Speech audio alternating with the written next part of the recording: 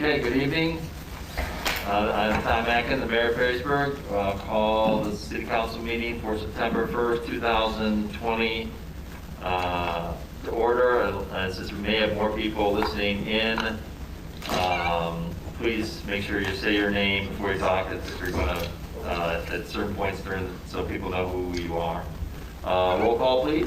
Okay, roll call. Ms. Bourne. Here. Thank you. Mr. Kuhlman. Here. Ms. Materney. Here. Mr. Matuzak. Here. Mr. McCarthy. Here. Thank you. Mr. Smith. Here. And Mr. Van Hoosen. Here. Thank you. Please stand and join me. Please stand if you're able and join me in saying the pledge of allegiance. Pledge allegiance To the flag of the United States of America and to the republic for which it stands, one nation, under God, indivisible, with liberty and justice for all. Thank you. President Council, the minutes for the council meeting of August 18, 2020. Thank you, Your Honor. I do have the meeting minutes here. There is one correction that we do have to make on here, and that is in the third paragraph on the first page in regards to the public hearing meeting minutes. That what they're listed on there is an I by Ms. Bourne and an A by Ms. Bourne. The yes vote there should be for Mr. Matuzak. So I just would like to pass as amended with that amendment option on there. So with that, I would like to make a motion to approve the meeting minutes for the August 18th, 2020 meeting and as amended. Discussion, roll call. Okay, Ms. Bourne. Yes. Mr. Kuhlman. Yes. Ms. Materney. Yes. Mr. Matuzak. Yes. Mr. McCarthy. Yes. Thank you. Mr. Smith. Yes. Mr. Van Hoosen. Yes. We have no special reports, letters, communications, citizen concerns. If you're going to talk about something that's on the agenda, please hold off to that time. If you have something that's not on the agenda that you come to speak about, now's your chance. Please state your full name and address. My name is Ray Jeffers. I own Ray Service Center, 228 Louisiana. I'm here because I got struck by lightning Friday, and of course it took out all the electronics and the alarm and the whole deal, but I got a call from Cody today, Yes. and it said, because I was repairing the roof leak, because it blew the steeple, and all I was doing is putting it back the way it was, and he said I had to leave the roof with the hole in it until the Historical Society okayed the repair. That's a problem to me because it's right above the water, above the electrical board. And of course, the code from 1245-47 says if you don't change or alter the construction, you're okay. You still have to get your permission there. So I want to get some resolution on what I'm supposed to do because it's already done, because I didn't want water coming in and the building catching on fire, but that was a little... Problematic. Yeah, I mean, think about that. Well, first off, we're sorry about your damage to your property and the building, and we're glad everybody's all right. But Laura, our law director, is probably the best person to respond directly. I mean, I didn't understand it because of what's happened, but Laura, do you want to address that? So I did speak with Mr. Grodi at Planning and Zoning this afternoon. He made me aware of the incident. He explained that an application or the submittal was coming in, I think today, to get it in front of the Historic Landmarks Commission. I will go back and review the code section that Mr. Grodi is referencing to ensure that the city is accurate on the requirement that he go through Historic Landmarks Commission. Certainly we don't want to cause damage due to delay, but I know that even if it did have to go through, he was trying to get it in as quickly as possible. He has, I believe, provided me with your email address and a phone number, so I'm happy to reach back out to you, and then I can update council hopefully tomorrow. He did do that, but he wanted me to wait till September 14th meeting to be able to put it on. which would be the next meeting. And that's a little long for the water to come in.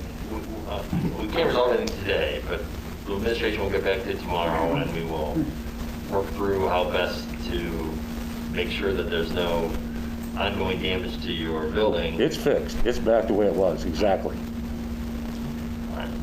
Ray, you don't have to do that to So appear. I would be Well, happy that's to what do it that, says. Mr. Jones, Yeah, tomorrow. we'll get back. You don't need Yeah, a we- certificate of appropriateness for repairs. That either? No. We will get back to the proper steps that you need to do, if any. I appreciate you bringing this to our attention, and I'm sure that this bridge, or the law director will be communicating with you tomorrow, make sure we get everything taken You care know, of. that's great. I don't like to complain, but I go along with everything the city does and let them use my lot, so on and so forth. But this just sort of caught me off, and I was a little upset. I understand. Thank you. So I appreciate you communicating with that to us. Any other citizens' concerns? Because that would clearly check the citizen concern box as the right one. Administrative reports. The mayor has no report at this time. City administrator? Thank you, Your Honor. I just want to let City Council know that you should be receiving the mayor's proposed 2021 budget this week in both hard copy and electronically. Finance director? Well, since the administrator stole my thunder, I have no report. That's conditioned on the mayor completing it. So it might be, but. Law director? Director of law, I should say. I would like to briefly address Ordinance 7, which is on your agenda, first item under President of Council. That would be the designated outdoor refreshment area.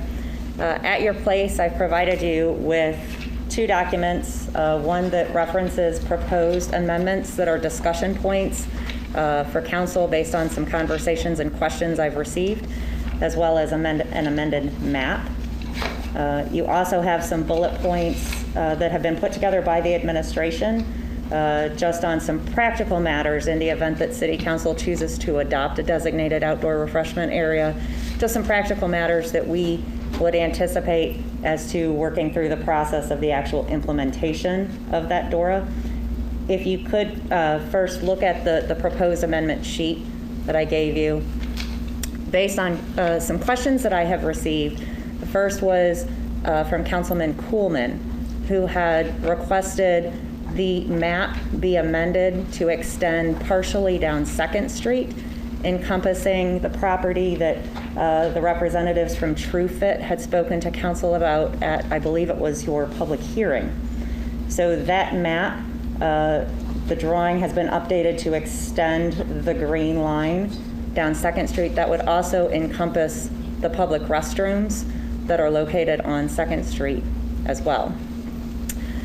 Another amendment that I drafted had to do with Section 7 of your ordinance. Section 7 references the cups for the designated outdoor refreshment area.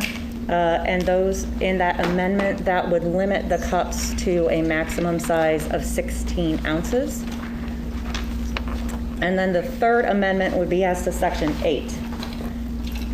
Section 8 of your legislation talks about how City Council had indicated they wanted to do an annual review of the designated outdoor refreshment area. There was quite a bit of discussion at your last council meeting regarding the formation of a parent organization to monitor the DORA, to represent the DORA, to communicate with the city on behalf of the DORA. In the proposed amendment in Section 8, that would require that parent organization to be in place prior to the commencement of the DORA, as opposed to waiting up to a year to get that parent organization in place. Mr. Matuzak? Okay, thank you for doing that. I was going to bring that up during discussion. Excuse me.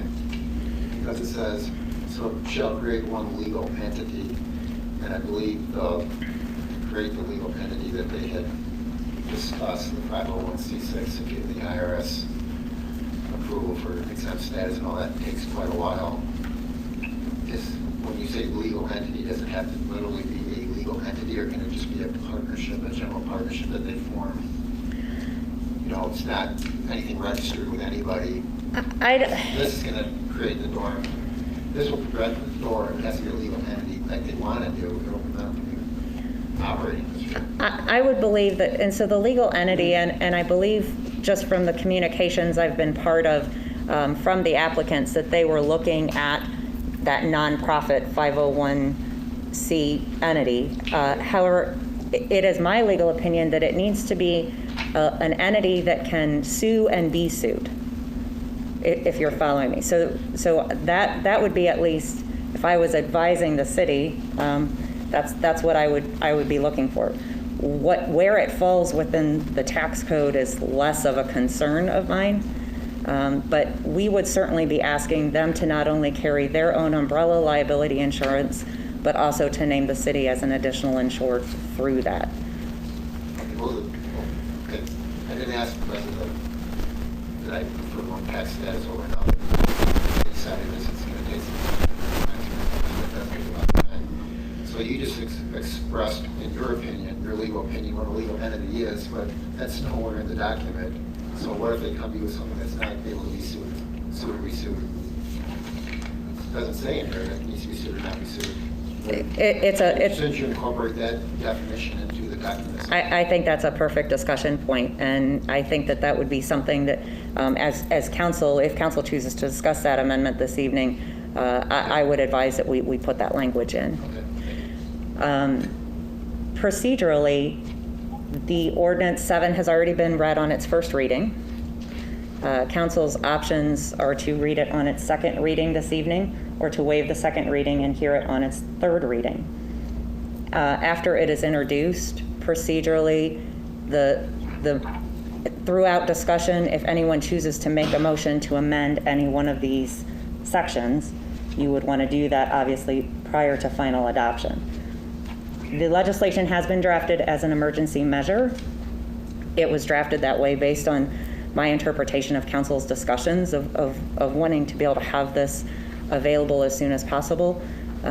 However, you can see from the list of bullet points that there are several items of implementation that would have to be in place before they could actually operate. So prior to any final motion for adoption, certainly it would be council's their prerogative as to whether or not you pass it as an emergency or a non-emergency measure, which would only delay it for 30 days. One of those issues that's out there is getting Historic Landmarks Commission approval on at least the signage placement type things of that sort. As you've heard from our citizen concerns, they don't meet until September, I think, 14th. So certainly, if you pass it as an emergency measure, practically speaking, they couldn't even do anything until they get those next steps done, as well as any other item. So I just wanted to outline those things that I had put in front of you. Certainly I'll entertain any questions that you may have. Chief Jones is here as well if you have any questions for him, or Administrator Cabot on the issue. Jim, I'm just, as a follow-up to your question, are you thinking of legal entity be a corporate entity? Well, no, that's why I asked, because I don't have a preference one way or the other. What would you say a legal entity to me? It needs to be legally organized or incorporated in her definition, with her definition. Mm-hmm. So that might be something somebody would want to make a motion about. Yeah, it's entirely left open to interpretation. I'm just clarifying. That's all I have, Mr. Mayor. Thank you. Thank you very much. Hopefully all the council members have received the information that was provided today, or it would be accessible on their emails if they haven't received it otherwise. Okay. President of Council, do you have a report before you go to the ordinance? And then we'll just take one step at a time. Okay. Thank you, Your Honor. I do not have a report, but I do have the ordinance 7/2020 here, so I am going to, I would like to introduce ordinance 7/2020 and move the rules to be suspended to allow for its reading by number entitled only and dispense with third reading. Second. This is Jim McCarthy, okay. This is just for the reading, discussion, roll call. Okay, Bring it on the table. This is the read. It's a discussion. right. Okay, roll call. Ms. Bourne? No, I will not vote for the introduction of this ordinance for the following reasons. Number one, city failed to properly publish notice of application and violated the Ohio Revised Code 310.182C. Issue two, the city has failed to publish notice of proposed action, and a vote tonight violates the DORA state law, Ohio Revised Code 4301.82 F2. And issue three, enacting DORA as an emergency measure. Council rules are under the Perrysburg, Ohio ordinances 220.0.5, rules of council, Rule 6 motions rules. And I have a question. Oh. The question I have is how is a DORA, quote, an emergency measure necessary for the immediate preservation of public peace, health, and safety of the citizens of Perrysburg, end quote. Thank you. Okay, Mr. Coolman? Yes. Ms. Materney? Yes. Mr. Matuzak? Yes. Mr. McCarthy? Yes. Mr. Smith? Yes. Mr. Van Huzen? Yes. Okay, ordinance number 7, 2020. An ordinance creating a designated outdoor refreshment area for downtown Perrysburg and enacting regulations and declaring an emergency. Thank you. I would move that ordinance 7, 2020 be passed. Second. All right, discussion. Yes, Mr. Mayor, I have some discussion. In addition to the reasons I gave when the ordinance was introduced, I will not vote for this passage. I believe it is an attempt to change our historic downtown into this entertainment district, which will greatly affect our quality of life and our family-friendly community. We are not Sylvania or Powell, Ohio. We are a unique community which the people who live here like and wish to maintain as it is. Thank you. Thank you. Let's just go down the row if you have discussion on it as proposed. Okay, I just want to go over the amendment I proposed to the DORA map. I asked for the inclusion of True Fit in the public restrooms on 2nd Street. I have that amended exhibit in front of me. I think it's worth noting that the sign locations on Louisiana and the east side of 2nd Street, I would assume those would be moved to the boundary on the other side of True Fit. So I just wanted to clarify that because the illustration doesn't have that yet. And then Council President Smith, it's my understanding you just introduced this as, you're waiving the third reading. This is not introduced as an emergency measure at this point? Correct. Other than, I believe Council President will probably discuss some of the issues with the cups and signs. I intend to be in support of this with the amended Exhibit C, including part of 2nd Street. Just as a point of procedure, are you making a motion then to amend? I don't think he was yet, but it We maybe. will need it. That's what I was kind of hoping that we could actually do is if anybody has anything to bring in other than the actual amendment items, at some point we should make a motion to Right. add each individual amendment item Okay. and have a discussion on each one. Do you want to do that at the end of the discussion? If there's, my thought is, and if everyone's in agreement with this, is if anybody has discussion items for non-amendment items, we will have the amendment discussions when we put that motion on the table. Okay. And then if there's, if anybody has something else to add to what's already presented, then we'll go through and do the amendment items. So you're kind of saying, we're discussing the DORA in general, and then we're breaking down. If there's any specific questions on some of the particulars, And you'll be participating, making various motions. yeah, I mean, I can do some of the motions now if council would like, or we could just go through and. Council preference. So are you suggesting we make one motion for all the proposed? No, I think they should be all individual motion for each amendment. There's 3 different ones, Okay, and I'm sure there's. so it's not all or nothing. Correct. Do you want to save all those different motions for later until we know what's Well, coming? maybe- If council would be, I think that makes sense because Yeah, I agree with that. you may or may not want Oh, that's- President Smith, are we going to be having public discussion from the That audience? we will see how it goes.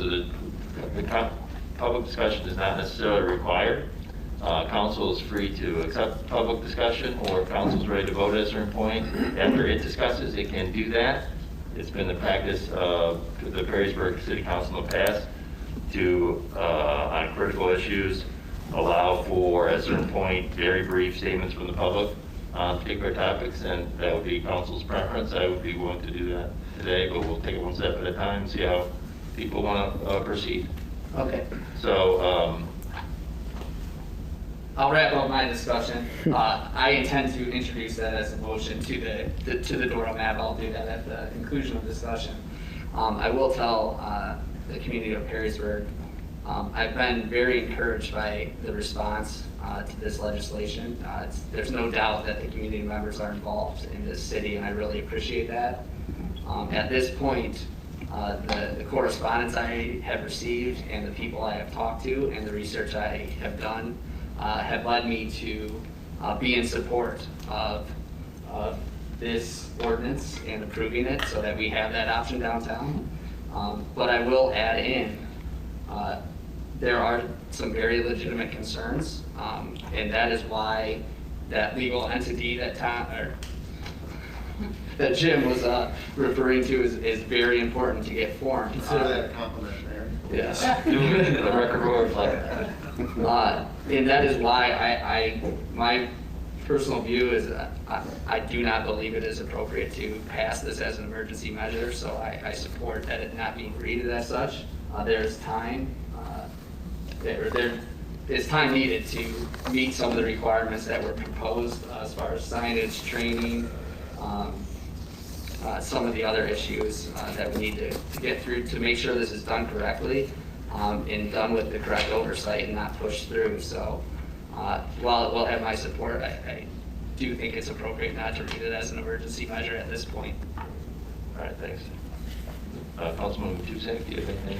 Thank you. Yeah, first of all, if I understand the procedure that we just laid out, I had two things that I wanted to suggest as they relate to the ordinance itself. And Ms. Alkire already prepared one of them, so that's not, I don't need to speak to that anyway, because I do think we all received that letter from Chief Jones, and I thought that was absolutely accurate that it needs to be in place beforehand. My other one, and it still relates to that same section 8 on page 2 of the ordinance. At the top of page 2, it reads in part, create one legal entity responsible for DORA activities, including but not limited to the placement, maintenance, and replacement of signage, purchase of DORA authorized containers, acquisition of liability insurance coverage, and monitoring of safety and sanitation operations. I would suggest that we append that sentence and continue it to say, and monitoring of safety and sanitation operations and maintenance of same in cooperation with the city administration. Because by requiring them to just monitor it, it asking them to do virtually nothing. Chief Jones can monitor speed limits all day long, but he doesn't have to do anything about it, but serving a purpose. So I would suggest we add some language similar to that, so at least it holds them accountable for not only monitoring it, but then taking action when things aren't the way it's supposed to be. Okay. If anyone has any suggestions, I'd love to know. I don't need to make that motion right now. We'll do that later. And that's all I had as far as that, but I do have some things that I want to say, but I'll save that till afterwards, just so you can come back to me at the end. Okay, That's okay. save your powder for the moment. Pardon? You're saving your powder for the moment. You got it. All right, very good. President Council, do you want to wait till the end? Everybody else's comment? I think I'll go down and do everybody else before I get back to you. It doesn't matter. The only thing I was just going to mention is that I think I kind of said where I was at the last council meeting on my thoughts on it, and with the amendments and some of the conversations I've had with both the chief as well as our law director. I think some of these amendments are going to address some of the concerns that were brought up. All right, very good. Thank you. Mine's gonna be short and sweet. Ditto, Corey. I agree with everything Corey said. I will say, I have a lot more faith in the citizens of Perrysburg than certain other members of council, and the fact that it will not be a Mardi Gras of Robin Street. Having said that, I would also like to remind people that if it does not work out, we don't have to wait for a year to revoke Dora. That's about all I have to say. Thank you, Mr. Mayor. I was pleased to see that the alley next to Swig was removed, at least I believe it was, from the plan. I am also pleased that it's not considered an emergency. I do think the organization and the city will need time, and that's one of the things that the emergency, by removing the emergency measure, will help. I do anticipate supporting the proposed amendment, section 8, with some of the changes versus the one that has been introduced. And then I guess lastly, I'm hoping that some of these bullet points have been addressed in conversations between the city and the entity moving forward. So, and we can address those a little later. So, Very good. Councilman McCarthy? Yes, thank you. I'll try and be brief. As many who are present in the room tonight know, and probably many listening, we've had hours of discussion on the subject, so I'll try and be concise. I'll echo what Corey said, that we've heard from a vast number of citizens, and the vast majority support and look forward to having the door downtown. They don't talk about it being a drunken free-for-all. It's just an enhanced experience that can make the visit to downtown a bit more enjoyable and allow folks the opportunity to look around our downtown and get to know merchants they may not have known before. And so, as Barry pointed out last meeting, it's a helpful measure to support downtown merchants at a time that really need support.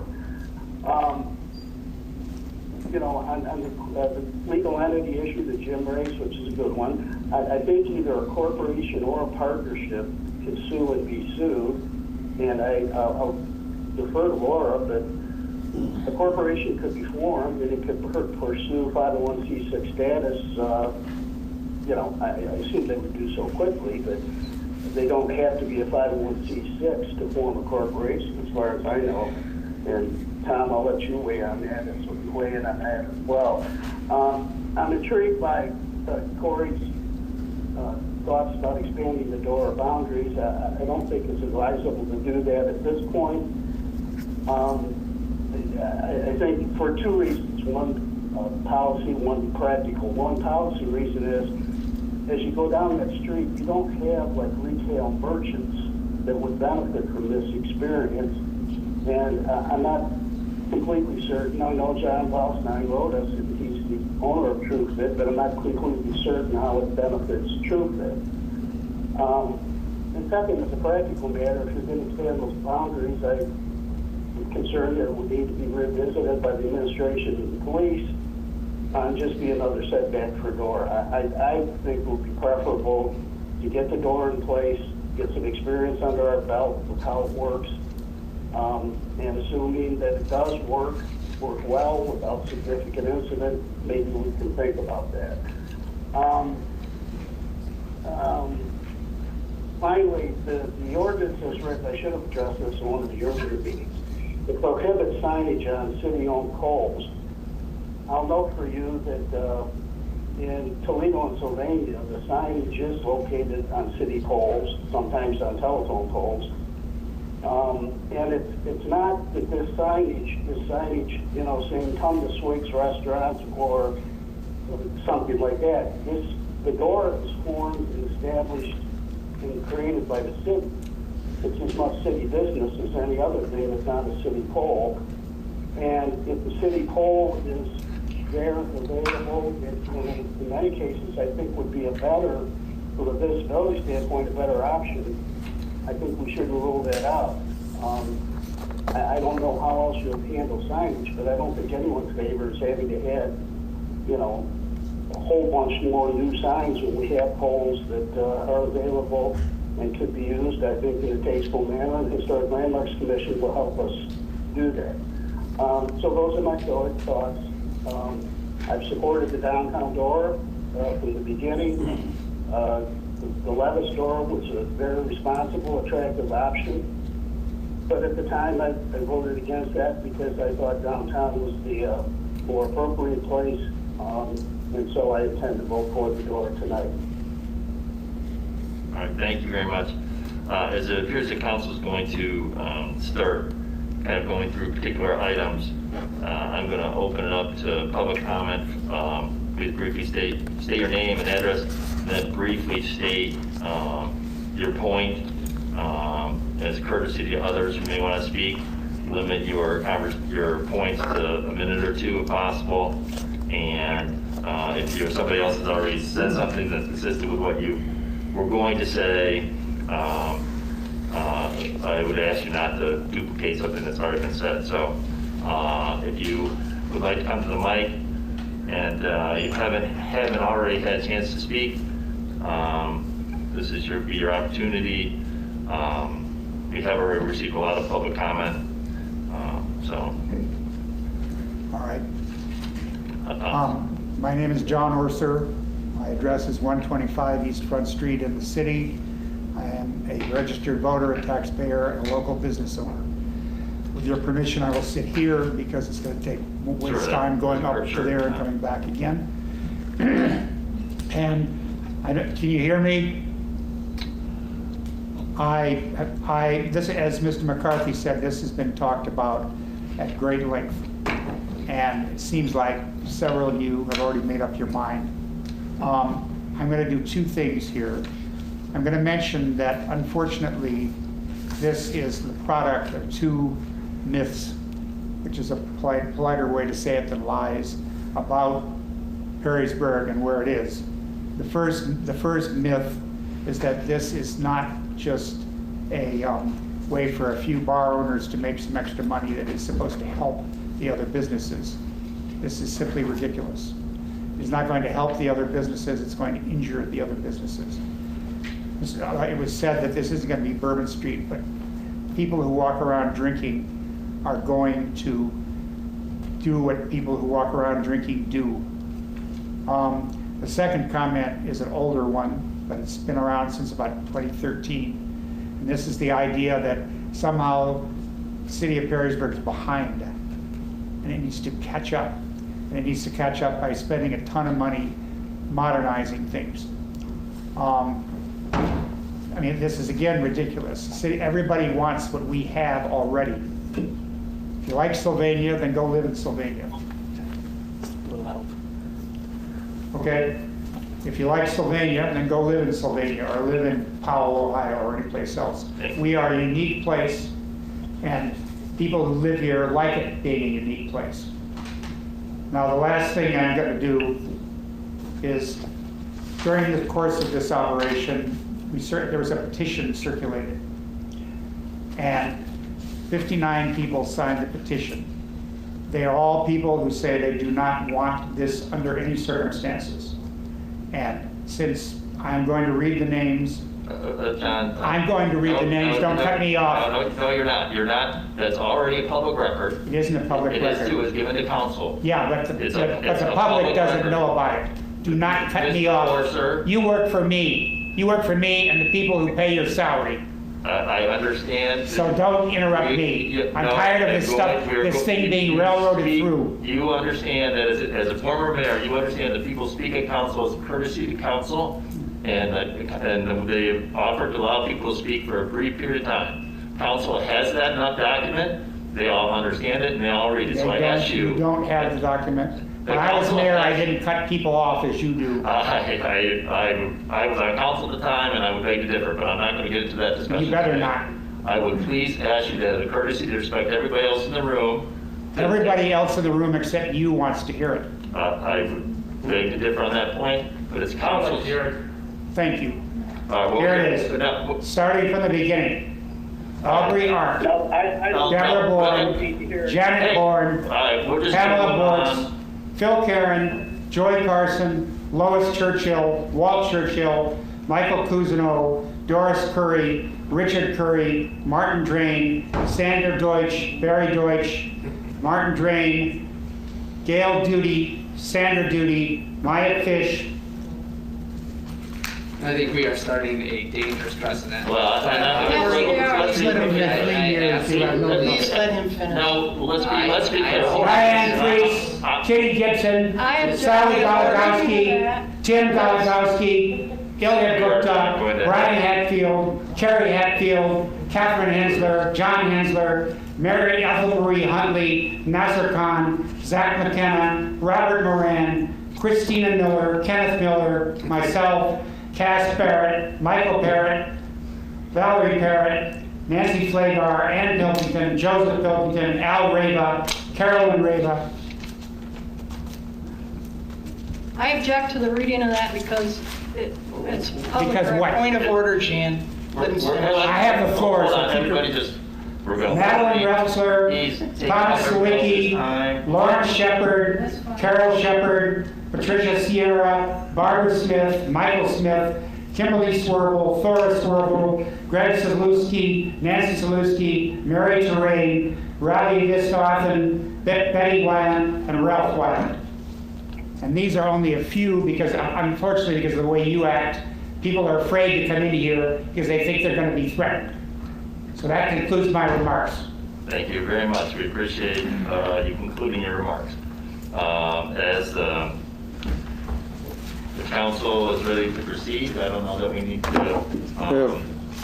Michael Cousineau, 26901 Echo Road. Well, first I'm going to ask council if it wants to hear any more public comment. Yes, I would like to hear what everyone has to say. If you would you mind being brief? I'll be very brief. Thank you. I would Do what like you to wanna do. condition that with, I would like to not have hearsay presented. Right. Well- I don't want other people's names. I have received a lot of emails. I appreciate everyone that comes here. I have read every single one of the emails that came in. I appreciate what the people of Perrysburg are saying with regard to each position. If we could refrain from speaking for the people that aren't present tonight. How is I a would written appreciate document hearsay? A written signed document? You call yourself a lawyer? No, hold on. First off, Mr. Worser, outbursts that directed at council, not during other times, is unacceptable conduct in a public setting. I understand that you like to do that, and you feel that you have a right to do that, but as a courtesy and respect for the council members up here, I ask you to please refrain from outbursts of such kind. Now, somebody is here to speak. We're going to let him speak. We ask him to be courteous and appropriate, and I know Mike, and I'm sure he will, so go ahead. Thank you. Concerns I have with Fedora, how's that going to go on with the current bars that are being closed? And we know we're going to have an increased, more than likely, COVID event as we get into fall. We're going to be able to separate COVID from flu. Secondly, one of the most important things to me, as we talked about today, is liability. As the city talked to the other businesses, they're going to have increased liability in cost because of DORA. I mean, Barry, you're an insurance agent. So now your dress shop or insurance agency in the middle of a DORA area, and somebody comes in and they slip, trip, fall on your property and you get sued. Who's going to pay for that? So I'm thankful to hear that there's going to be a responsible corporate entity. So if someone's going to get sued, it's not the taxpayers that have to fit the bill for being sued, because we all know that the city has immunity, but we know that the city would be a party to the lawsuit, and just being a party to the lawsuit is going to cost us taxpayers more money. So hopefully that can be agreed on, and thank you for making this an emergency measure. Thank you, Mike. Any other comments?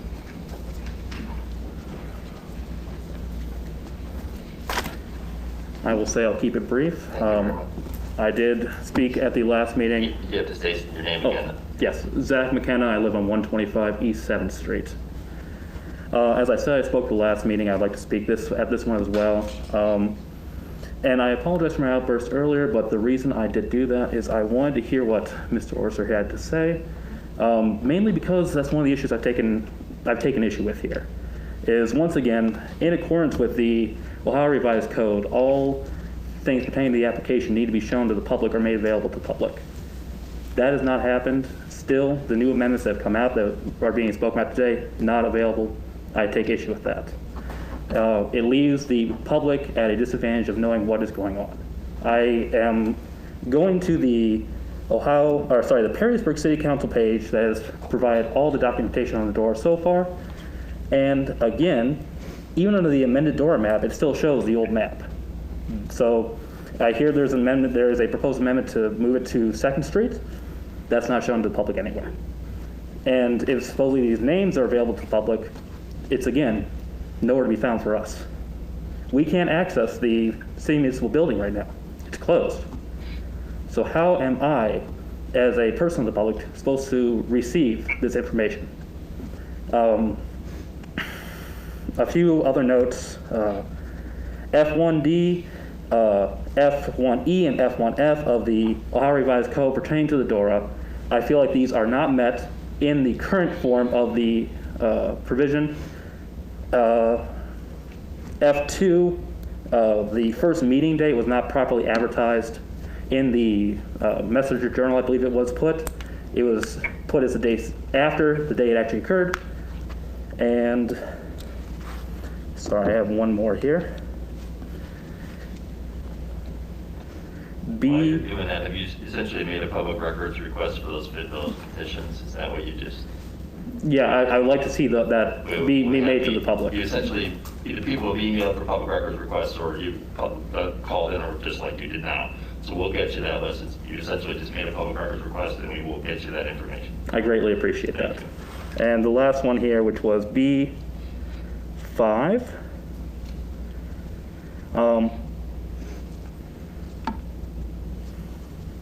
Simply that goes on to the ensuring public safety and health. I feel like what has been put into the DORA so far is not sufficient within the Ohio Revised Code. I'm not a lawyer, but in my own personal reading, it just doesn't seem like it fits in any way. I mean, I would like to hear a legal counsel on that, but that's what my point is. So. Thank you. Those are legitimate. I appreciate that. All right, thank you. Okay. Any other public comment? Or Ray Jeffers. I heard some talk, and I just wanted to say that I already have issues with beer bottles and beer cans coming in my lot, so the insurance thing is going to be pretty important, but this issue of people watching all this is going to be, because I'm a collector of cars at night when I close, and to yet I haven't removed any, but this could be a responsibility for me, as he just stated, if somebody trips on the curb in front in my lot, so that needs to be addressed. And then somebody said there was going to be some sanitary backup or taken care of. I think it was Mr. Matuzik. That needs to be addressed, because I already have it happening and we don't have DORA. Just so that it would be clear to the record, but your business entity is at the corner of 3rd and Louisiana, right? Yes. So that's what you're talking about, Yes. right? Just so the record. Sorry. I appreciate it. All right, Yes. Thank you. Okay. Anybody else? All right, there is a board. There's a couple of amendments if it's. Well, right. Well, I guess what I'd like to do, what I think matters, is if we have some proposed, or if we have some motions to make some amendments or something, we have to do that first. Right. And just come back to me before we vote. Okay, that's fine, whatever. So, it's okay. If I could introduce this. Yeah. All right, since I was the first to talk about a proposed amendment, I'm going to be introducing a proposed amendment to the map, but I would like to briefly state why I'm doing so. So at the public hearing, the owner of TrueFit, Matt Temley, came out. He is a non-liquor permit holder. He was eloquent in his speech to council and actually demonstrated some of his plans on how he would use being included in the DORA to market his business, so to speak. And right now, I would like to offer any lifeline we can to those businesses. And now that this is not on the accelerated calendar, I think it's appropriate to honor his request to be included in DORA. So with that, I will motion that we amend Exhibit A to include 2nd Street down to True Fit. I believe there's an amended exhibit in front of all of council. I will also note that I would assume that that would mean that the signage that would be at the corner, each corner, the north and south corner of 2nd Street in Louisiana would be moved to the edge of that boundary. Just to be clear, and I understand exactly on the map that was provided to council, there is a section of 2nd Street that is in color green that goes to where you just described, and so that's what you're including as the proposed. Correct, and that also includes the public restrooms, to my understanding. Yes, all right. So the motion, have a second? Second. Discussion on just the amendment to the map, if any, if you haven't already. We don't. I will not be voting in favor of that, and I agree with Councilman McCarthy. There are some homes that are right nearby, and it really does not benefit that organization or that business, True Fit. To that point, though. Okay. Somebody correct me if I'm wrong, but I believe in the effort to sell this entire DORA concept to us up here, we've been told that this is going to benefit everybody in and around the geographical area of the DORA, not just the permit holders, because it's going to bring them to their dress shops and their insurance agencies and everything else. So either it is going to benefit them or it's not going to benefit them. There's only one answer. There might be different opinions, but there's only one answer. If the arguments that the proponents of the DORA are making come to fruition, then it will benefit this individual's business. So I guess I don't understand how you can be for a DORA until someone wants to expand it a little bit more to include one other business and then not be for it. Either you're not being sincere about why you do or don't want it, or you just don't understand it because the arguments have supported what Councilman Pullman is asking to do.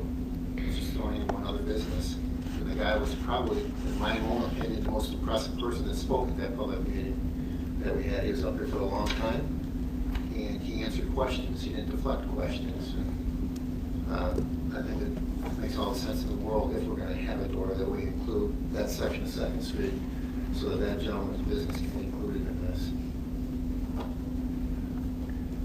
Any other discussion? If not, roll call on the amendment to add the second portion of 2nd Street amendment. Well, just real quick, because I know that the highlight goes, I think, just up halfway through his business. Is that the intent, or is it, where is the actual completely? I believe it's intended to go to the edge of his driveway. So there's a driveway on the east side of the building. So that's what you're proposing at this point? That's correct. Can I just, Isn't that where it goes to? if we're still in discussion, Okay. Yes. just a couple comments. One is, this would include the restroom, which for a lot of reasons I think that would be wise. However, it's my understanding the restroom isn't serviced and or taken care of on weekends. And so I'm not sure that's been addressed in terms of how that would be monitored or taken care of. And then in terms of supporting DORA downtown or not, you know, I'm not sure it's a monolithic reason. Certainly we've cited the importance of supporting small business downtown, but it also includes the concern. I mean, because there's always good and bad with almost every decision. The concern is enforcement and containment, and that's where my concern would come from. It's not whether I'm picking and choosing which businesses to support, even though that's the effect of, you know, but it really has to do with making it easier for our law enforcement to have a very defined, very specific, non-residential environment to have to address. So it's been said that if we support small business downtown, then we should naturally go for this. Well, I think it's more than just that. So I don't know if we've talked about through the amendment what we're doing about the restroom. I think that would be kind of covered on what Jim, Councilman Matusek referenced earlier about putting them in, not only in charge of monitoring some of the sanitary concerns and things of that nature, but also maintaining that. And me personally, I think it would fall under that provision and be wise. Perhaps that will be the next motion on the table. Well, Corey, what are you suggesting? That the downtown merchants are going to clean that restroom on the weekend? Well, I certainly would like a legal entity to work with them, but I believe we already have some costs fixed in here for special events and things of that nature. Mr. McCarthy, I don't know if you heard me when I had suggested my proposed language for that section 8. That would be my motion after this. But I said, just in short,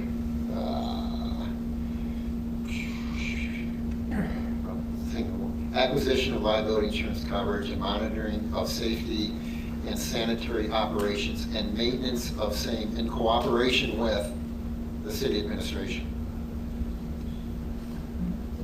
Now that's open to interpretation, but we can determine what cooperation is and isn't because we hold the car keys.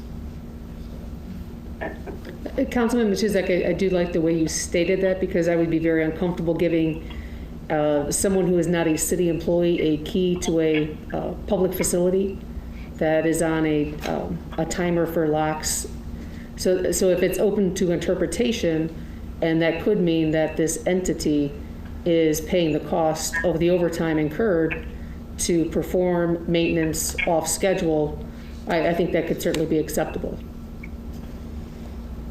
And I'd say at this point, as with any new ordinance, we're trying a new thing. We're not sure exactly how much it's going to increase the traffic in that area or the use of those restrooms. So it's kind of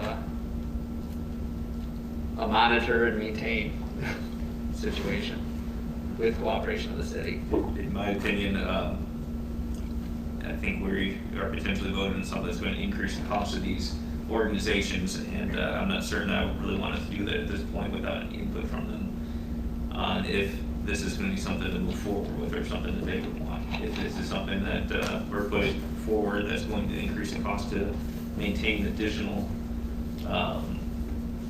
amenities, I think that's something that they deserve to have an input versus us putting an undue fee on them. If I might add just a thought, let's say we don't include the 2nd Street, which encompasses the public restrooms. And now we have people uptown taking drinks out on the street in their door cups, and they need to use a restroom. Are they going to, all these merchants that don't have permits, can have people coming into their business wanting to use their restrooms now? The wedding shop, can I use your restroom? I really got to go. They're not going to want that. I think that the non-permit holders would like to know that there's a public restroom available for the people with drinks to use. It could be a real inconvenience and an annoyance to the non-permit holders. I think one of the things that will end up coming up here in this other section is that I'm actually proposing here is actually been a limit on the size of containers. I think that if someone's walking around with a large amount of alcohol, that's going to mitigate the problem of using a restroom. Well, it's mitigating the problem of them actually having to carry it with them to the restroom. If we limit the size of the empty cup. We're getting really far into the weeds in this, but yeah, I think the assumption is being made that they're walking around for hours out there with an alcoholic beverage, and I just don't know if that's going to be necessarily the case. I see this as a one-off. I think that's what they want to happen. That's why they want the door. They want to have people uptown, keep them up there, going in all the shops, seeing all the things that they haven't seen before. Is there more discussion, or are we ready to put it to the council? I would like to point out that we don't have a baseline for this. There might not be an issue. We don't know. And I forgot my second comment. So, yeah, okay. All right. So we're voting on Councilman Kuhlman's amendment to the map of the door. Would you please call the roll?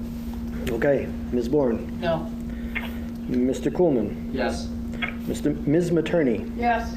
Mr. Matuzak, Yes. Mr. McCarthy, No. Mr. Smith, No.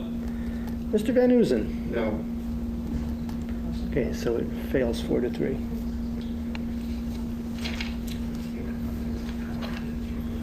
Okay. This isn't going to be news to anybody. I'm making a motion, we amend section 8 to include after, second is read for the record here. Starting with, I can see, hold on a second. Starting with the second sentence in section 8, it currently says, during the initial year of the DORA, the applicant shall create one legal entity, but we're gonna change that. Responsible, this is part where it matters, responsible for DORA activities including but not limited to the placement, maintenance, and placement and replacement of signage, purchase of DORA authorized containers, acquisition of liability insurance coverage, and monitoring of safety and sanitation operations. And I would propose, comma, and maintenance of same in cooperation with the city administration. That would be my motion.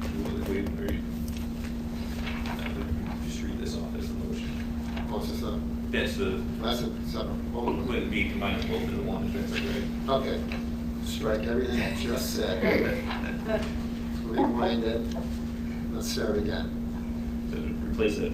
I make a motion to propose an amendment to section 8 to read as follows in its entirety.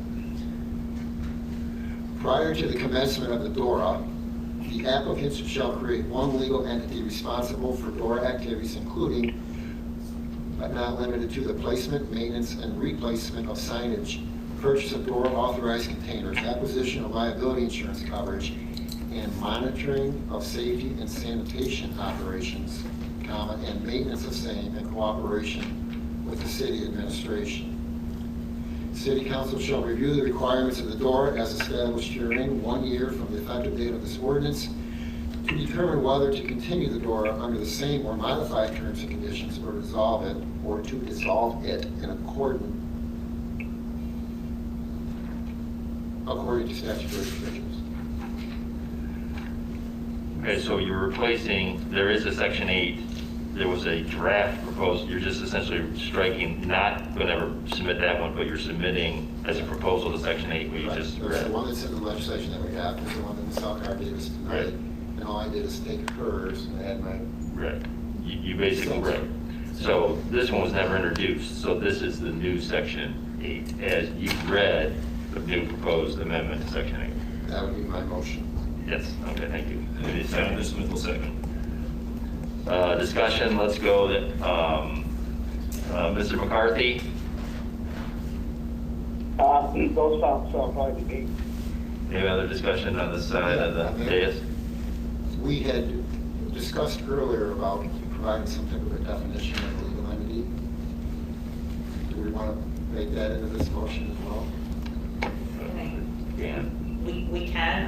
I think Councilman McCarthy and Mayor Mackin both in stating corporations and or partnerships would be sufficient. I would actually probably, partnership would probably require suing individuals who are the named partners, so it probably would want to be a corporate entity of some kind. Or limited liability, well, that's a company. Right. Limited liability company, Well, they're separate, Yes, distinct yeah. legally. Right. But they're both.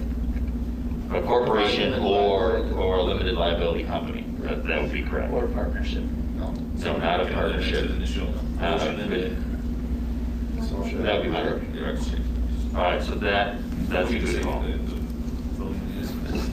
So there's section 8 with that additional language regarding a corporation or a limited liability company. Yeah, she didn't work that out. Yeah, those are legal entities that are, yeah, consistent with Ohio statute.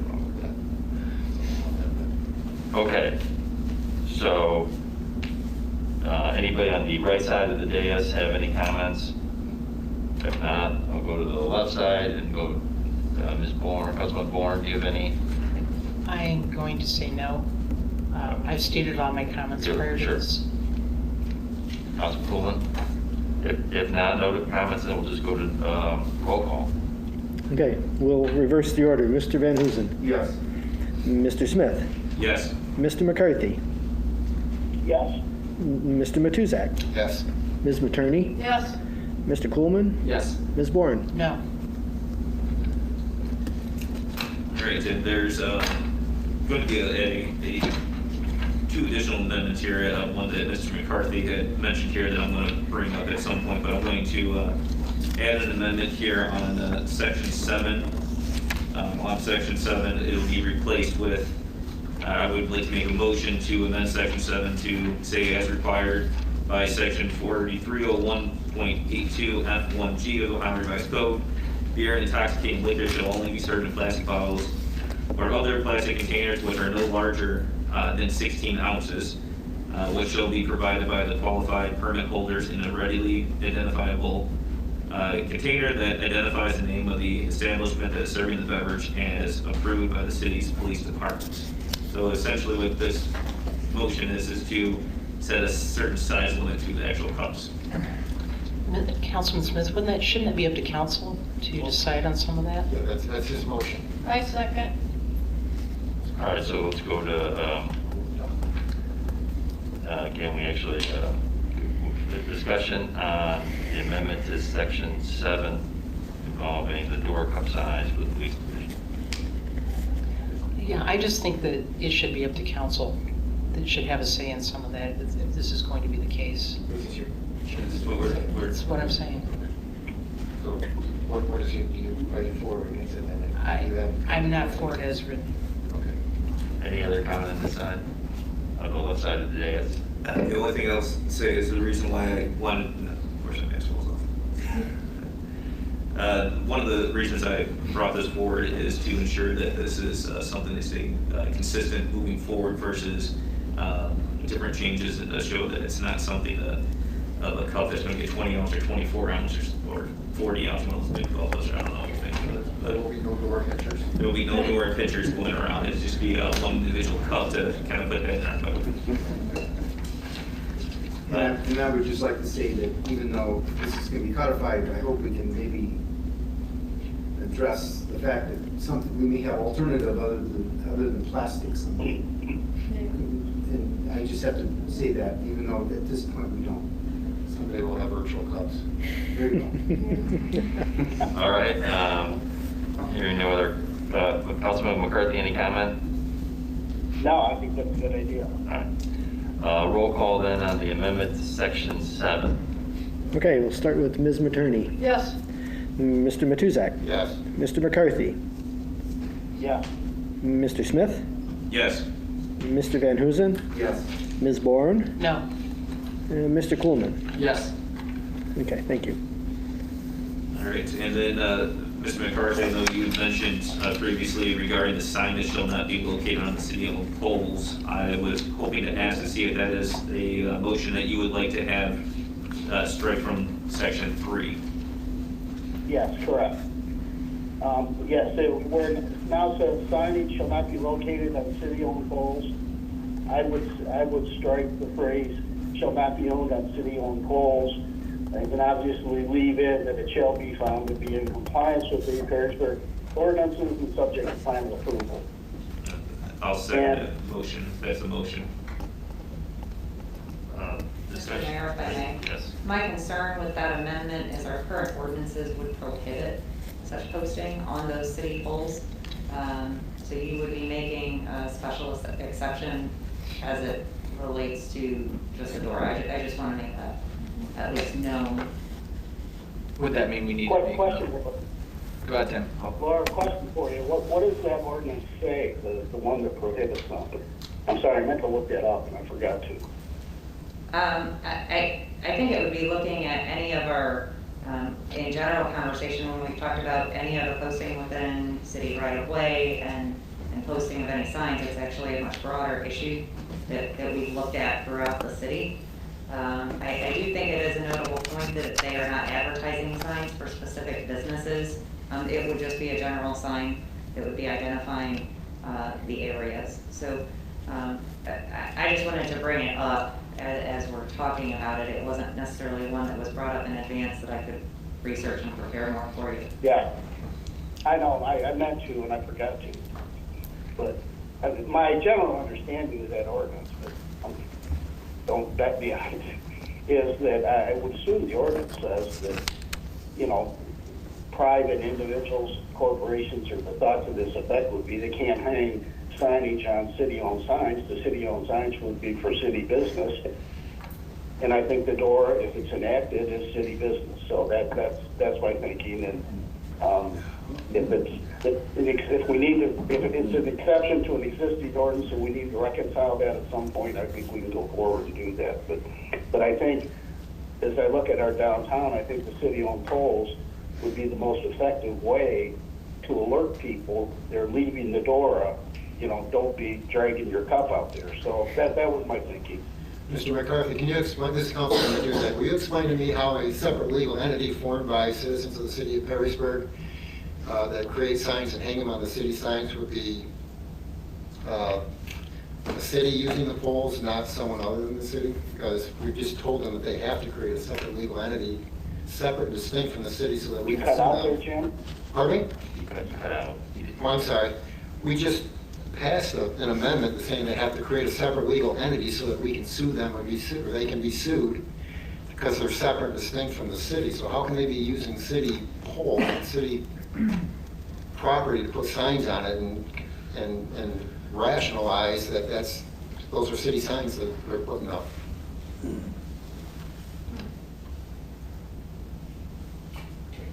Hello? Did you hear that, Mr. McCarthy? Hopefully we didn't lose them. I think we did. Well, someone else is going to have to answer my question, I guess.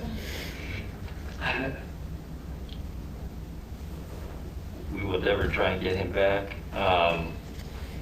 Is there any other comment on that issue? I get what Councilman Matuzak's stating, and I get the conflict with the other ordinance.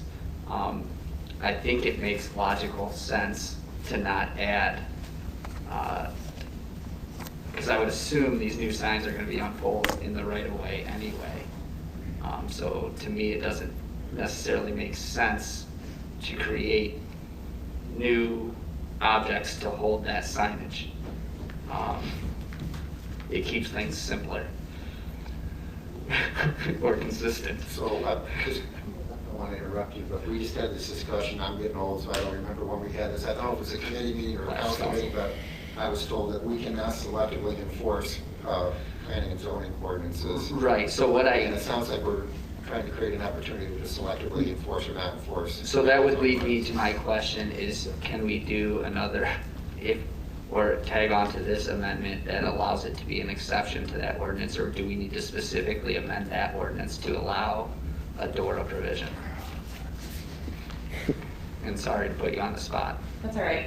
Mr. McCarthy, I don't. Mr. McCarthy dropped off. He's frantically trying to reconnect. Okay, the ordinance in question is 1250.31, it's subsection B. It states, "No sign except those established and maintained by governmental units and marquee or projecting signs where permitted shall be located in, project into, or overhang a public right-of-way or dedicated public easement." Can you repeat the number of that code? 1250.31, subsection B as in boy. So my question is, Right. how can any sign comply with that if it's going to be a sign in the city right of way, which I assume it would be? We do have signs that are specifically permitted throughout the code. Okay. In that situation, I don't believe that we have where signs would be otherwise permitted on those city poles. Certainly it hasn't been interpreted that way historically. So your question is, would you have to amend this ordinance that I just cited or specifically exempt it within the DORA? The DORA. I wouldn't suggest ever amending the planning and zoning code for the entire city for one instance. That's my professional opinion. If this is something, and I think the way Councilman McCarthy has worded it, he's seeking to exempt it. Okay. That's my understanding of what he's stating. So, And if somewhere within that language, you would have to reference, I think, this code section exempting it from Actually, his motion did not exempt it, it just was silent on the issue.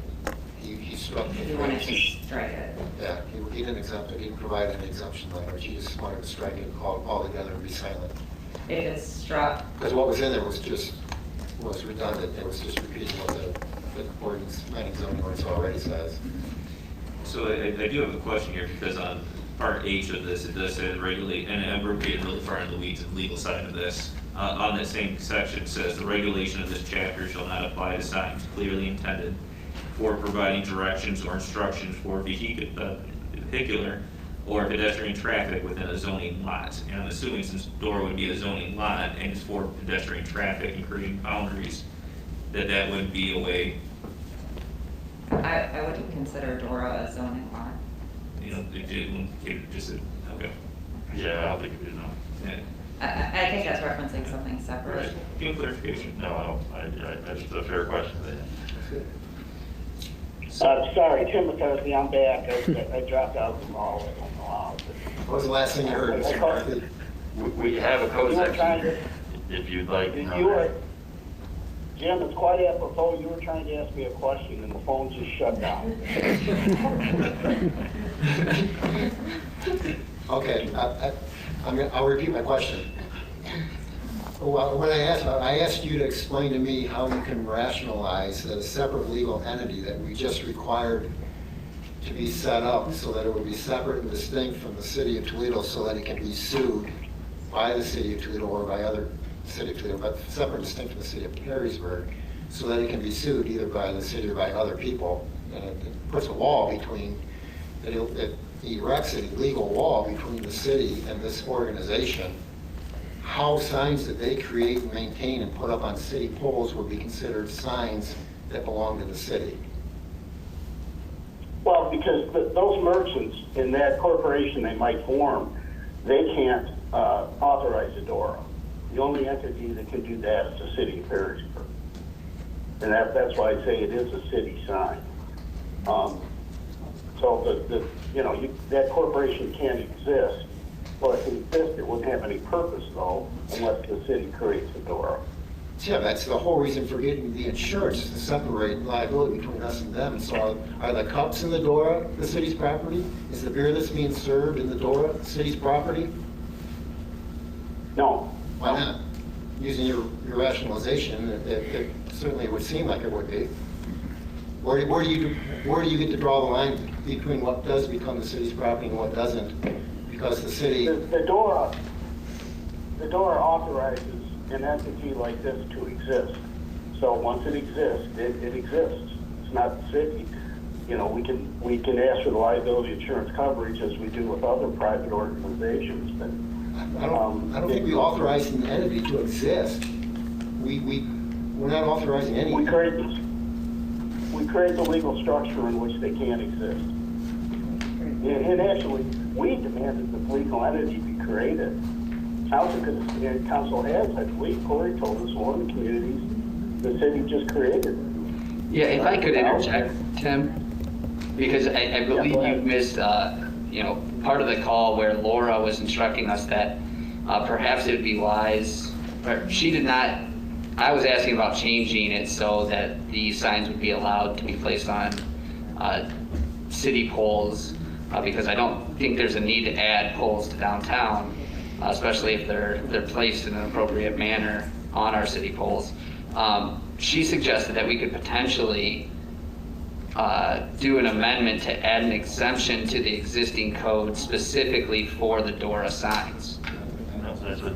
She did not recommend. No, to the DORA ordinance. The DORA ordinance, not the zoning code. Correct. She did not recommend a change to the zoning code. Correct. For historic purposes. An amendment to the DORA ordinance to specifically exempt it from that zoning code. Yeah, that's fine. That's fine. I caught the tail end of what Laura was saying. That's when I came back on. So I think it just makes sense to do that for your purpose. Yeah, no, I think that's fine. I just don't want to have more signs. When we got signs that are available to be used, that I think would be a better sign, quite frankly, to establish the boundaries of the DORA. Okay, Any other discussion on the signage issue, signage amendment? If not, So the motion proposes what we just talked about, correct? I did not write it down. Yes, you may, thank you. Mr. McCarthy, I'm going to read what I believe your motion is, if you could just confirm. Section 3. Okay. Section 3, which addresses signage, would read, in order to ensure public health and safety and in accordance with section 4301.82F1B of the Ohio Revised Code, the number, spacing, and type of signage designating the DORA boundary shall be similar to those set forth on Exhibit C, attached here to and made part of hereof, and shall be found to be in compliance with the Perrysburg codified ordinances and subject to final approval by the Historic Landmarks Commission. That would strike, signage shall not be located on city-owned poles. That's correct. And that's moved and seconded already, so roll call on the amendment, motion to amend the signage. Okay, we'll start with Mr. McCarthy. Yes. Okay, Mr. Smith. Yes. Mr. Van Huzen. Yes. Ms. Bourne.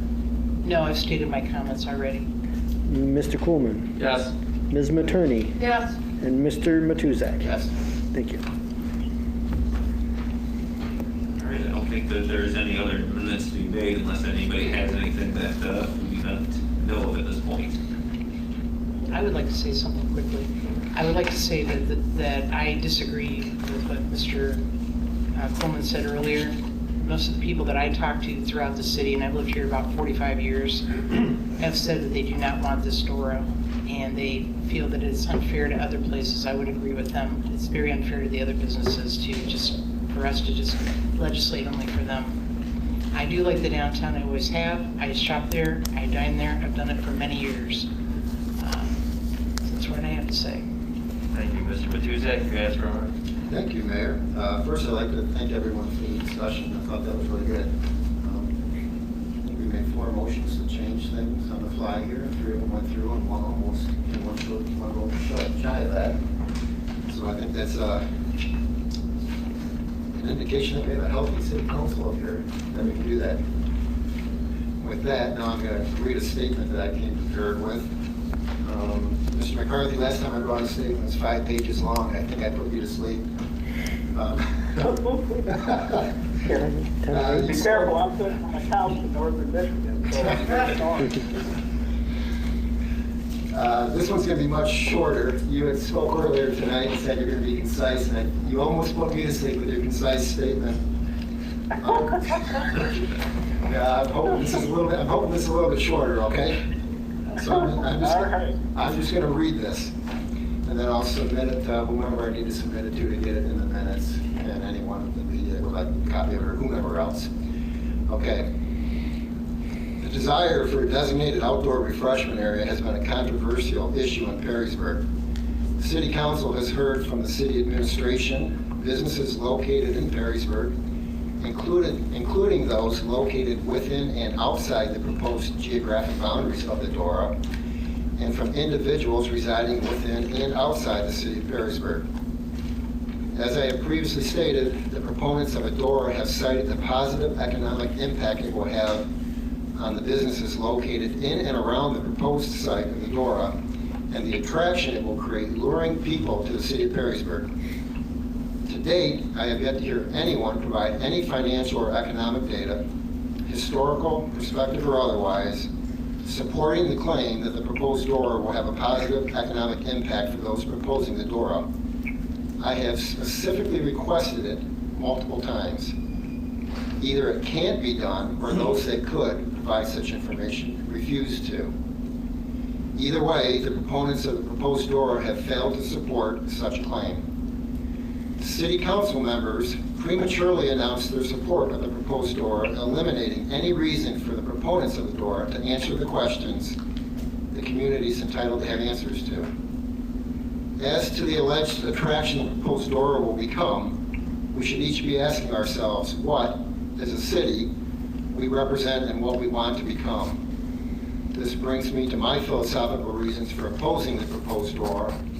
or as I'll call it, DOARA, the Designated Outdoor Adult Refreshment Area. I think we can all agree that a good society is a society in which it is easy to be good. By that standard, and in light of the recent turmoil we've all been witnessing, our society is not as good as it should be. If we narrow our focus to just our community, and in the context of the proposed DORA, we need to ask ourselves why we would pass legislation that would make it easier to be bad. Every choice entails sacrifice. The choice to make it easier to be bad will make it harder to be good.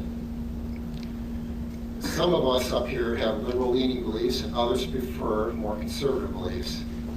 The former tend to focus primarily on promoting the common good, while the latter tend to focus primarily on helping individuals make themselves better versions of themselves.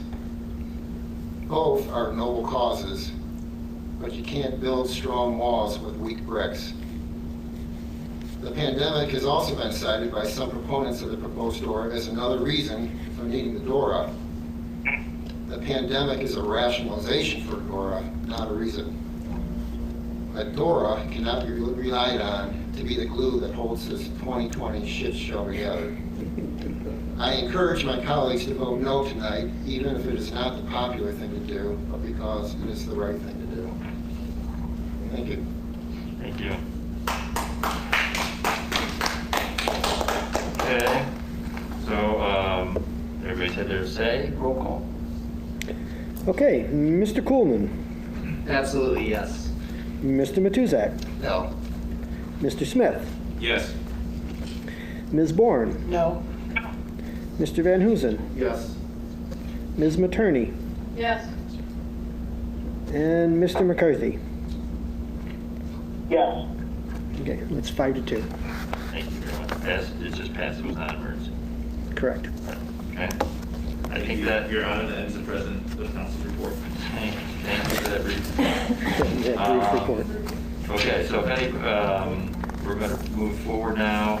If anyone wants to leave, that's fine, you're welcome to stay. The council, Councilman McCarthy has asked that the planning and zoning be moved to the front of the line, assuming there's no problem with that. Mr. McCarthy, planning and zoning. Thank you, Your Honor. No report. Meeting on September 10 at 5:30 p.m. Thank you for advancing me. I'm in a cottage up here in northern Michigan, and over the night, a skunk decided to take his home under the cottage. And so we've got a crew here. Just came back, the night is falling to evict the skunk, so I appreciate your indulgence, and I'll sign off and excuse myself for the rest of the meeting, and hope everyone has a good night. Thank you very much, we appreciate that. Okay. Back to regular order, finance and economic development. Thank you, Mayor. We did not have a meeting, so I don't have a report. But at our last committee meeting, I believe my report did include some discussion on the ordinance that I have tonight. And I believe everyone received Ms. Alkire's legislative summaries, which probably did a much better job of explaining what I'm going to introduce tonight than my report did anyway. So I would like to introduce ordinance 7/2020 and move that the rules be suspended to allow for its reading by number and title only, and to dispense with the second and third readings. Second. Roll call. Okay, Ms. Bourne, Yes. Mr. Coolman, Yes. Ms. Materney, Yes. Mr. Matuzak, Yes. Mr. Smith, Yes. Mr. Van Huzen. Yes. Ordinance number 10, 2020, amending ordinance number 3, 2020 to amend appropriations for current expenses and other expenditures for the year beginning January 1, 2020 and ending December 31, 2020 and declaring an emergency. Thank you. I move that ordinance 7/2020 be passed as an emergency measure. 10. 10. 10. Oh. Ordinance 10. The long one, I'm sorry. If you want to repeat back to the order. Yes, I'm going to repeat that one. Can we go on that? No. Yeah. I move that ordinance 10/2020 be passed as emergency measures. Second. Discussion? Roll call? Okay, Mr. Smith, Yes. Mr. Coolman, Yes. Mr. Matuzak, Yes. Ms. Bourne, Yes. Mr. Van Huzen, Yes. and Ms. Materney. Yes. Thank you. Thank you. Okay. Next item. Service Committee. We did meet August 26th. And the first item on the agenda was the water room salt bid, which I'll be introducing it in ordinance. To make a long story short, we got it at $48.99 a ton, which is a pretty good price. The second item on the agenda was amendment to contract with Berkman Paving for the 2019 resurfacing program.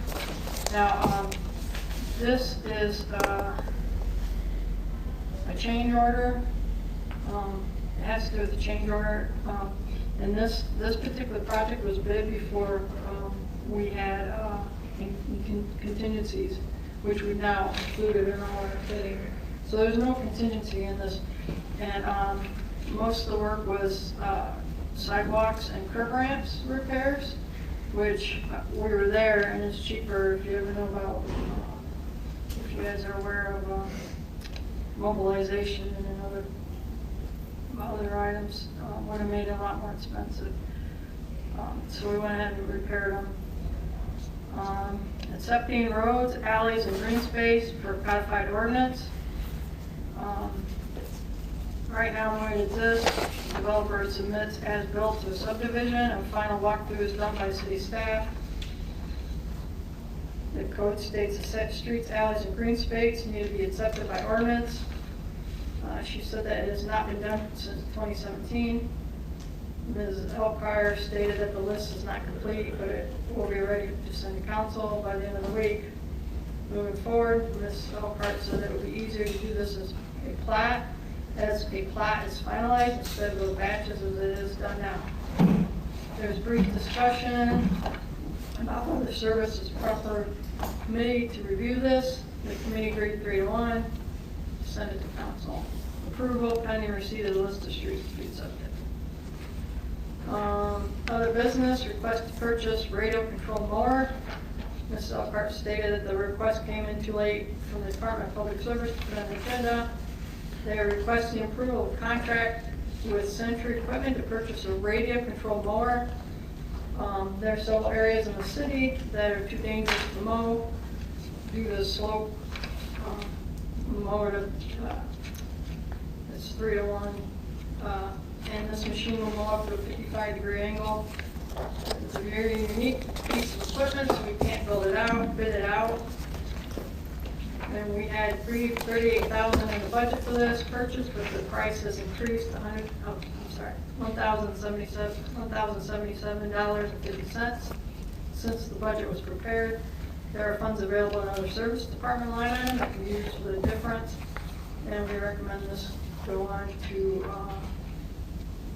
council for approval to purchase. There's a brief discussion regarding the budget and income tax collections to date. I mentioned something about looking into the sponsorship of the maintenance of the Divergent Diamond and other areas like that. There's no further business. The meeting adjourned at 6:27 p.m. Respectfully submitted by Jane Materney, Chairperson Service Committee. Next meeting is Wednesday, the 23rd. Correct? And we moved it again? No. September 10th. There's a special meeting of the Service Committee on September 10th at 6:30. I knew it was, sorry about that. God forbid I get through one of these without screwing up.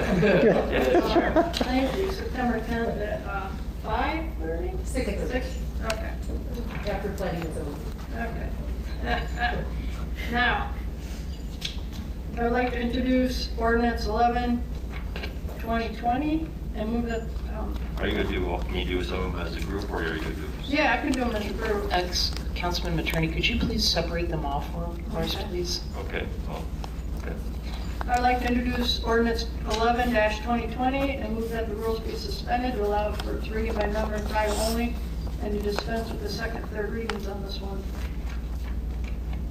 Second. Roll call. Okay, Ms. Bourne, Yes. Mr. Coolman, Yes. Ms. Materney, Yes. Mr. Matuzak, Yes. Mr. Smith, Yes. Mr. Van Huzen. Yes.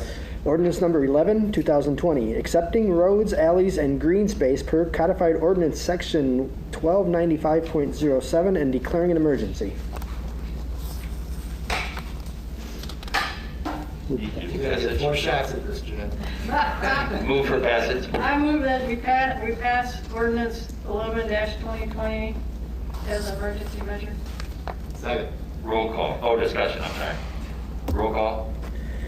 Okay, Mr. Van Huzen, Yes. Mr. Matuzak, Yes. Mr. Coolman, Yes. Mr. Smith, Yes. Ms. Materney, Yes. Ms. Bourne. Yes. Okay. I would like to introduce Resolution 39-2020 and move that the rules be suspended to allow for its reading by number and title only and to dispense with the second, third readings. Second. Roll call.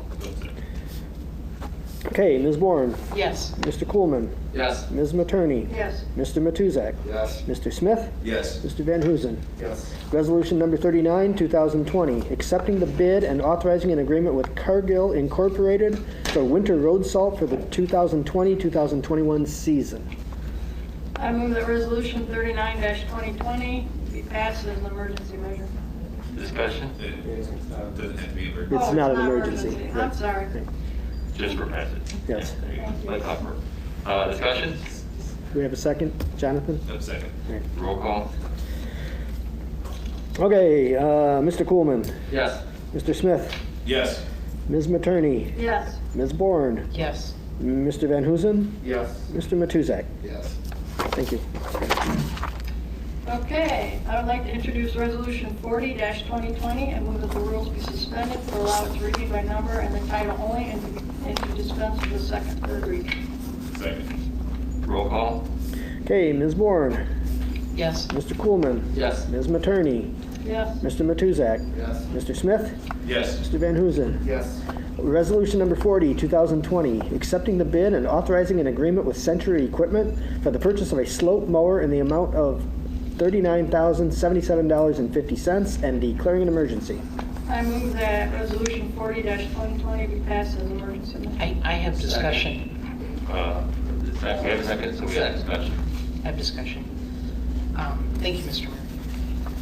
On this in particular, I have to say I'm going to be voting no, because a contract is a contract. I've said this before. I will not vote for this, and what's going to happen if this continues to happen? And the work's already obviously been done, or if council says no in the future. For a slope mower? No, I'm talking about this one. Slope mower? We're talking about additional amounts of money here. No, we're talking about a slope I'm on the mower. right one.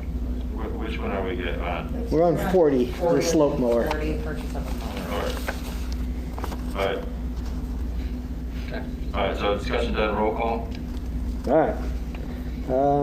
Okay, Ms. Bourne, No. Ms. Materney, Yes. Mr. Smith, Yes. Mr. Van Huzen, Yes. Mr. Matuzak, Yes. Mr. Coolman. Yes. Thank you. Okay, I would like to introduce Resolution 41-2020 and move that the rules be suspended, allow for its reading by number and title only, and to dispense with the second, third readings. Second. Roll call. Okay, Ms. Bourne, No. Mr. Coolman, Yes. Ms. Materney, Yes. Mr. Matuzak, Yes. Mr. Smith, Yes. Mr. Van Huzen. Yes. Okay, resolution number 41, 2020, amending resolution 5, 2020, and authorizing change order number 2 to the agreement with Gherkin Paving in an amount not to exceed $72,942.83 for a total agreement amount of $1,561,653.85 and declaring an emergency. I have discussion. I move that Resolution 41-2020 be passed as emergency measure. Second. Discussion. Thank you, Mayor.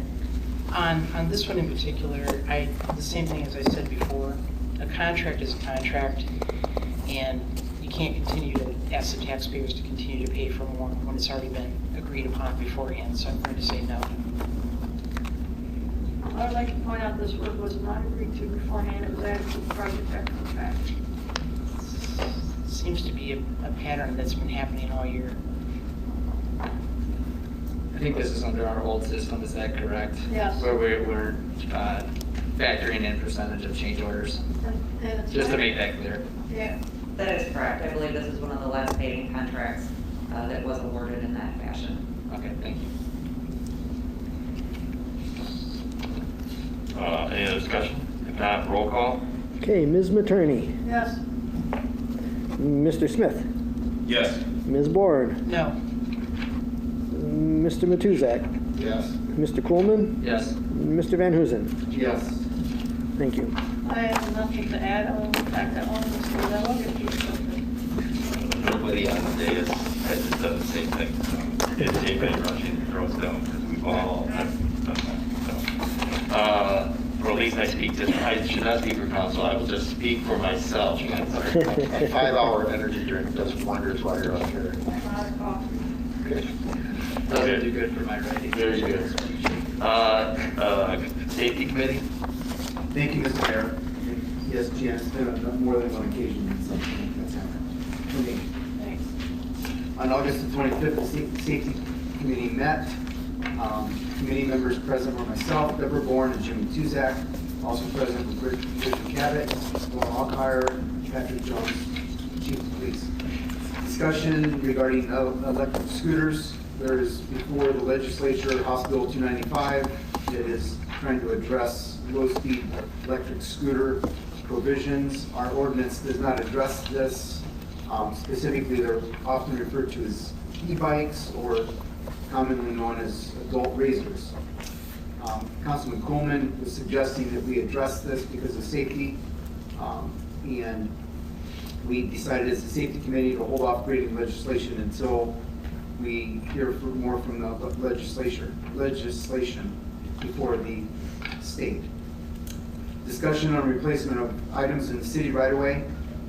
Ms. Cabot indicated that there are 2 references that fall under general offenses called obstructions and advertising in the right of way, and the safety committee decided that we're comfortable with where we are regarding safety per our police chief's suggestion, and that the aesthetic side of things or the advertising type of signs could be addressed through planning and zoning, so that the safety committee made no action, took no action, and planning and zoning will be looking at that, I believe, in the future. Under other business, Ms. Bourne reported that it seems like people are slowing down on Maple Street. Ms. Cabot stated, and for future reference, that there is a developer that is concerned about parking of trailers with new construction, and so we will be addressing that in the future. With there being no further business, we adjourned at 6:48. Our next meeting is on September 22nd at 6 p.m. And I have no legislation tonight. Thank you very much, Councilman Huzen. Recreation committee? Thank you, Mr. Mayor. I have no legislation this evening. Our next meeting will be the second Tuesday in September, and that'll be at 6:30. Thank you. Planning and zoning, we already did. Personnel committee? Okay. I got lost in my stack of papers here.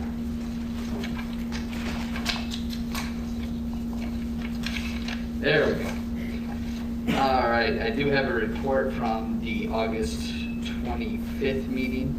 It's called the Order at 5:02. Normal people were present.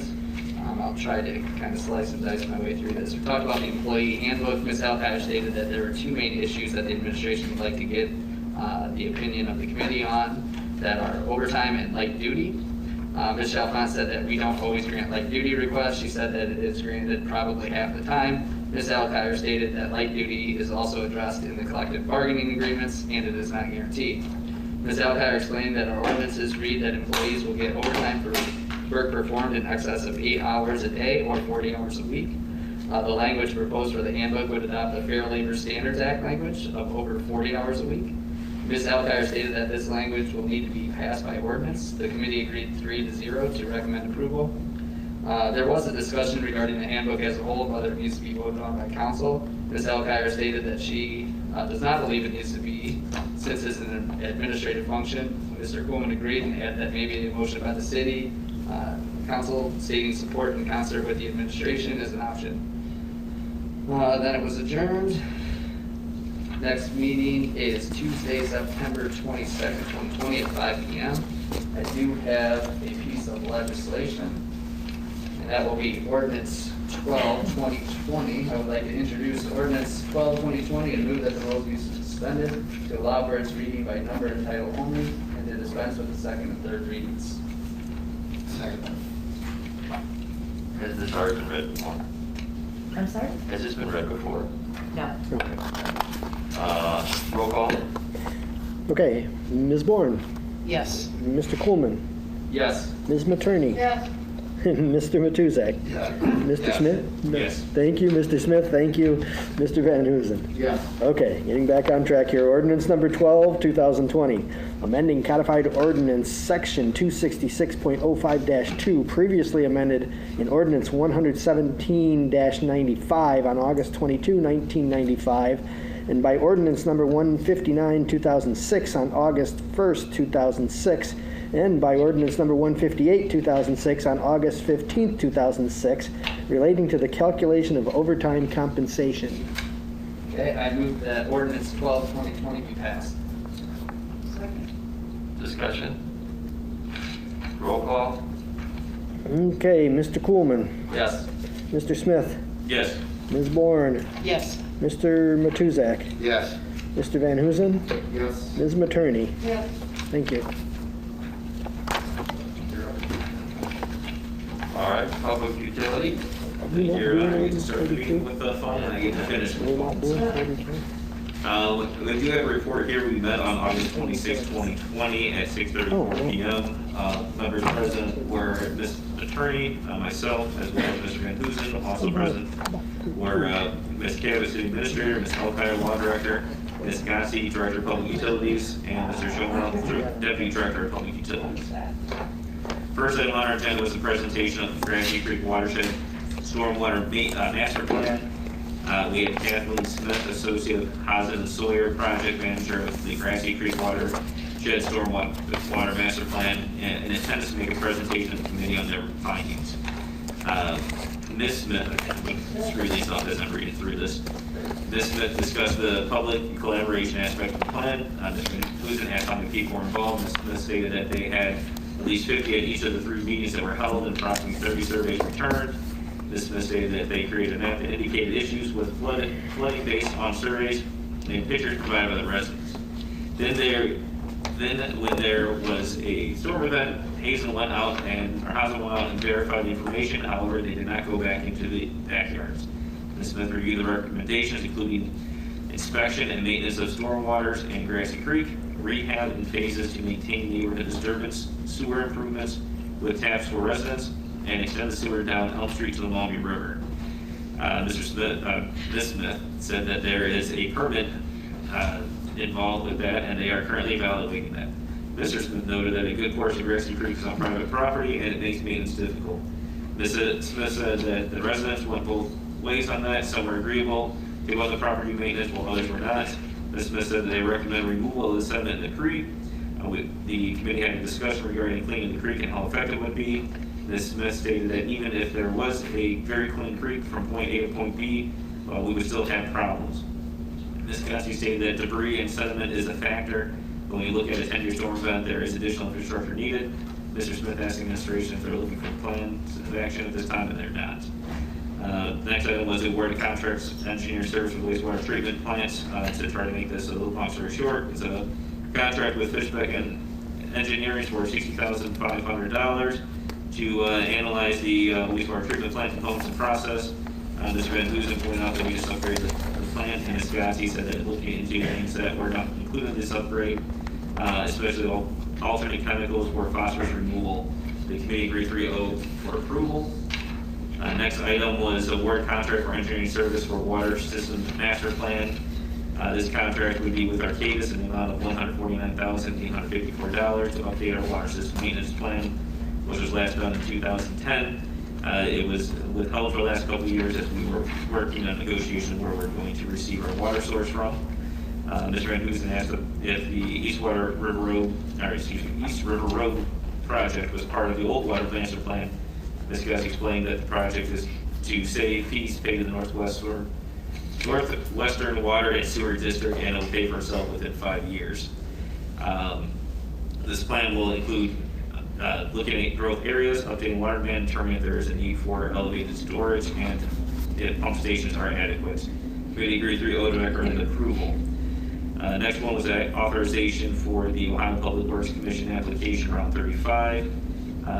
We are asking the OPWC for a $175,000 grant for lining for the Grassy Creek sanitary sewer interceptor from Maple Street to Cherry Street. Total cost should be in the range of $350,000 to $400,000. Mr. Smith asked if we'd be moving forward with this project with or without the grants, and Ms. Gassi said that we will. And that if awarded, that this will be included in the 2021 budget amendments. Committee agreed 3-0 to recommend approval of the request. Next item was the sewer credit tabulations, and there was 3 sewer credits given in the last month. The final doozy of a conversation we had was delinquent payment penalties. We had a long discussion as we had still been receiving complaints, and I'm trying to shorten this up. Ultimately, through this discussion, it was more review of process procedures as well as some legal requirements that we have.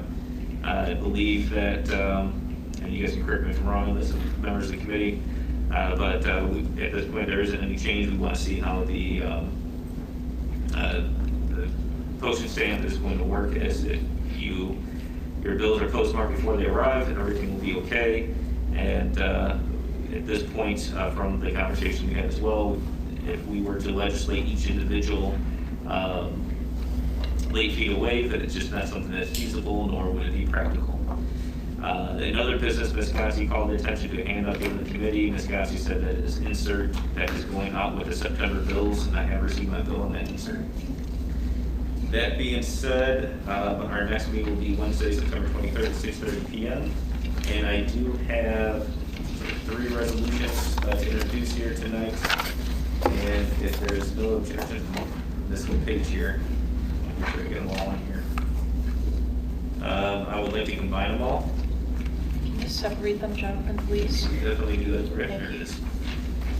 All right, so with the first one, I would like to introduce Resolution 42, 2020, to move the rules be suspended to allow for a reading by number and title only, and dispense with the second and third readings.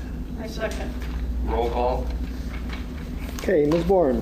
Yes. Mr. Coolman. Yes. Ms. Materney. Yes. Mr. Matuzak. Yes. Mr. Smith. Yes. Mr. Van Huzen. Yes.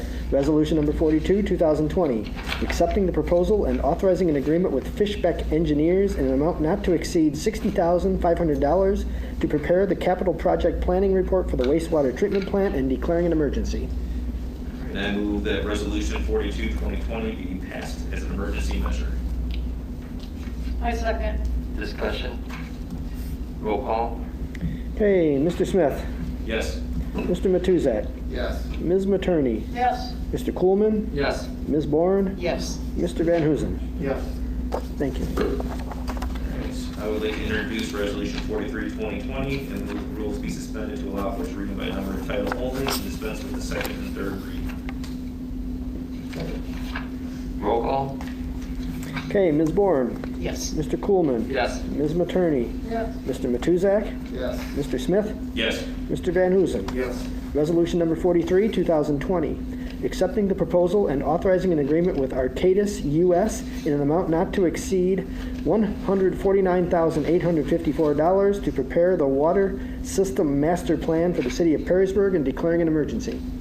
And I move that Resolution 43, 2020 be passed as an emergency measure. Second. Discussion. Roll call. Okay, Mr. Matuzak.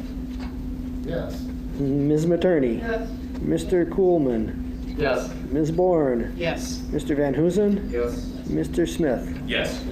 Thank you. All right, and I would finally like to introduce Resolution 44, 2020, and move the rules be suspended to allow for its reading by number and title only, and dispense with the second and third readings. I second. Roll call. Okay, Ms. Bourne. Yes. Mr. Coolman. Yes. Ms. Materney. Yes. Mr. Matuzak. Yes. Mr. Smith. Yes. Mr. Van Huzen. Yes. Resolution number 44, 2020, authorizing the city to participate in the Ohio Public Works Commission State Capital Improvement Program, specifically by authorizing the mayor to take all actions legally necessary to prepare and submit an application for the program and execute contracts as required, and declaring an emergency. I have, All right, I would move that resolution 44, 2020 be passed as emergency measure. Second. Discussion. hello, thank you. On resolution 44, I would just say, I have a question.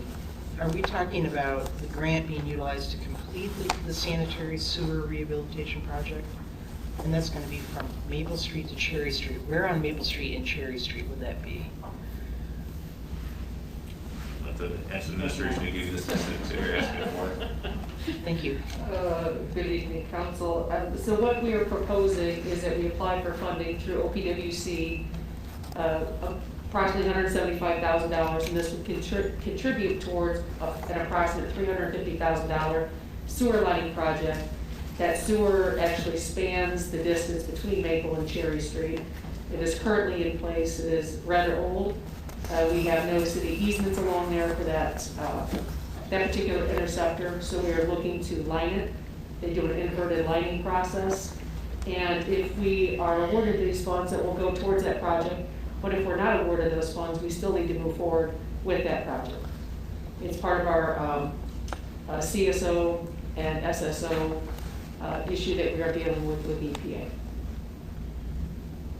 Any other discussions? Thank you. Roll call. Okay, Mr. Van Huzen. Yes. Mr. Smith. Yes. Mr. Matuzak. Yes. Ms. Materney. Yes. Mr. Coolman. Yes. Ms. Bourne. Yes. All right, no further business, Your Honor. Thank you. That was some presentation. I asked if there's any other business before this council. I will make a motion to adjourn. Second. Meeting adjourned. Thank you very much.